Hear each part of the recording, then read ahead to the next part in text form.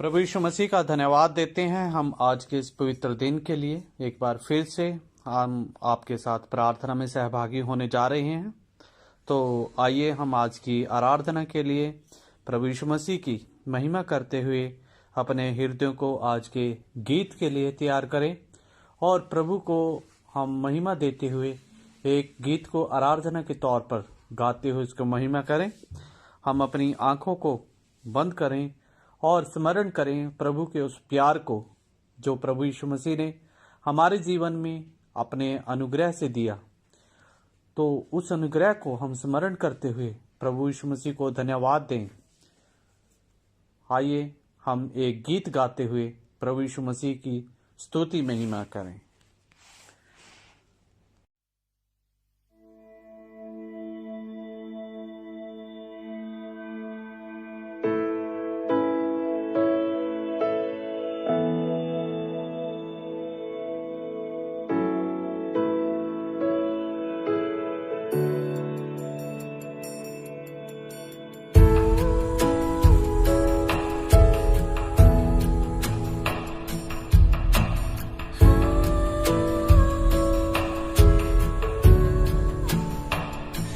जिंदगी तेरे पास है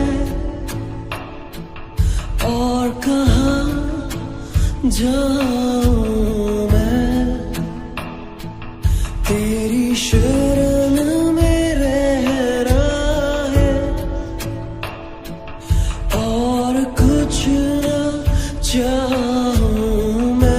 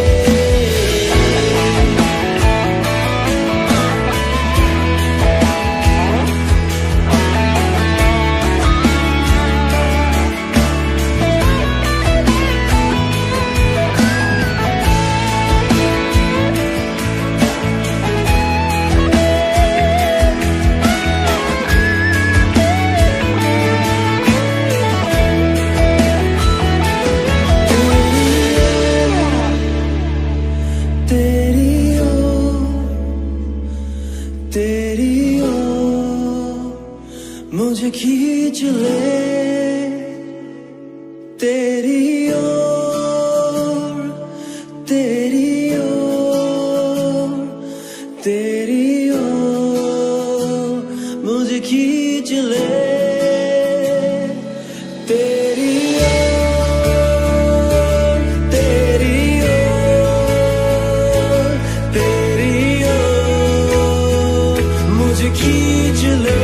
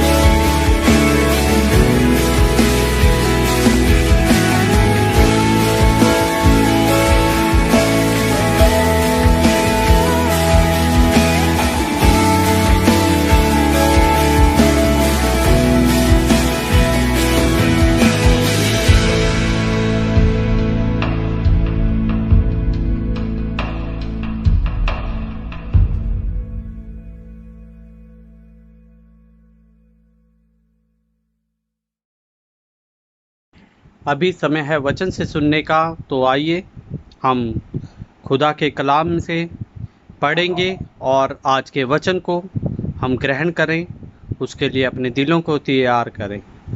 इस समय हम प्रार्थना के साथ परमेश्वर के वचन को ग्रहण करें। याकूब की पत्री 2 अध्याय।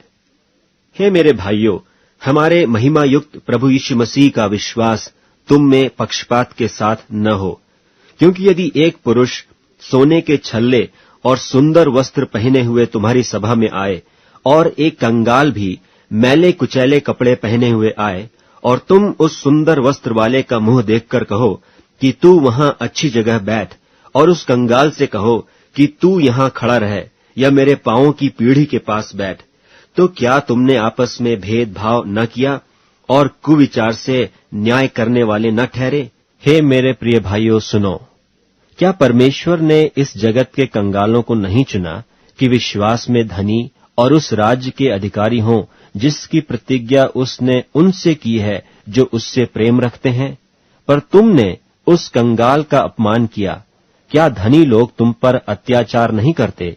और क्या वे ही तुम्हें कचहरियों में घसीट कर नहीं ले जाते?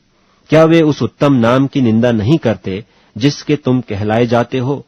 तो भी यदि तुम पवित्र शास्त्र के इस वचन के अनुसार कि तू अपने पड़ोसी से अपने समान प्रेम रख, सचमुच उस राज्य व्यवस्था को पूरी करते हो, तो अच्छा ही करते हो। पर यदि तुम पक्षपात करते हो तो पाप करते हो, और व्यवस्था तुम्हें अपराधी ठहराती है। क्योंकि जो कोई सारी व्यवस्था का पालन करता है परंतु एक ही बात में चूक जाए, तो वह सब बातों में दोषी ठहरा। इसलिए कि जिसने यह कहा कि तू व्यभिचार न करना, उसी ने यह भी कहा कि तू हत्या न करना। इसलिए यदि तूने व्यभिचार तो नहीं किया पर हत्या की, तो भी तू व्यवस्था का उल्लंघन करने वाला ठहरा। तुम उन लोगों की नाई वचन बोलो और काम भी करो जिनका न्याय स्वतंत्रता की व्यवस्था के अनुसार होगा, क्योंकि जिसने दया नहीं की उसका न्याय बिना दया के होगा। दया न्याय पर जयवंत होती है। हे मेरे भाइयों, यदि कोई कहे कि मुझे विश्वास है पर वह कर्म न करता हो, तो उससे क्या लाभ? क्या ऐसा विश्वास कभी उसका उद्धार कर सकता है? यदि कोई भाई या बहन नंगे उघाड़े हों और उन्हें प्रतिदिन भोजन की घटी हो, और तुम में से कोई उनसे कहे, कुशल से जाओ, तुम गरम रहो और तृप्त रहो, पर जो वस्तुएं देह के लिए आवश्यक हैं वह उन्हें न दे, तो क्या लाभ? वैसे ही विश्वास भी यदि कर्म सहित न हो तो अपने स्वभाव में मरा हुआ है। वरन कोई कह सकता है कि तुझे विश्वास है और मैं कर्म करता हूं, तू अपना विश्वास मुझे कर्म बिना तो दिखा, और मैं अपना विश्वास अपने कर्मों के द्वारा तुझे दिखाऊंगा। तुझे विश्वास है कि एक ही परमेश्वर है, तू अच्छा करता है। दुष्ट आत्मा भी विश्वास रखते और थरथराते हैं। पर हे निकम्मे मनुष्य, क्या तू यह भी नहीं जानता कि कर्म बिना विश्वास व्यर्थ है? जब हमारे पिता इब्राहिम ने अपने पुत्र इसहाक को वेदी पर चढ़ाया, तो क्या वह कर्मों से धार्मिक न ठहरा था? सो तूने देख लिया कि विश्वास ने उसके कामों के साथ मिलकर प्रभाव डाला है, और कर्मों से विश्वास सिद्ध हुआ। और पवित्र शास्त्र का यह वचन पूरा हुआ कि इब्राहिम ने परमेश्वर की प्रतीति की, और यह उसके लिए धर्म गिना गया, और वह परमेश्वर का मित्र कहलाया। सो तुमने देख लिया कि मनुष्य केवल विश्वास से ही नहीं वरन कर्मों से भी धर्मी ठहरता है। वैसे ही राहाब वेश्या भी, जब उसने दूतों को अपने घर में उतारा और दूसरे मार्ग से विदा किया, तो क्या कर्मों से धार्मिक न ठहरी? निदान जैसे देह आत्मा बिना मरी हुई है, वैसा ही विश्वास भी कर्म बिना मरा हुआ है। हम सब लोग मिलकर प्रार्थना करेंगे। स्वर्गीय अनुग्रहकारी पिता परमेश्वर, हम आपके चरणों में आते हैं प्रभु जी। हम धन्यवाद करते हैं सुंदर समय के लिए, आज के दिन के लिए आपने हमारे जीवन में दिया। हम धन्यवाद करते हैं प्रभु जी आपकी भलाइयों के लिए, आपकी आशीषों के लिए।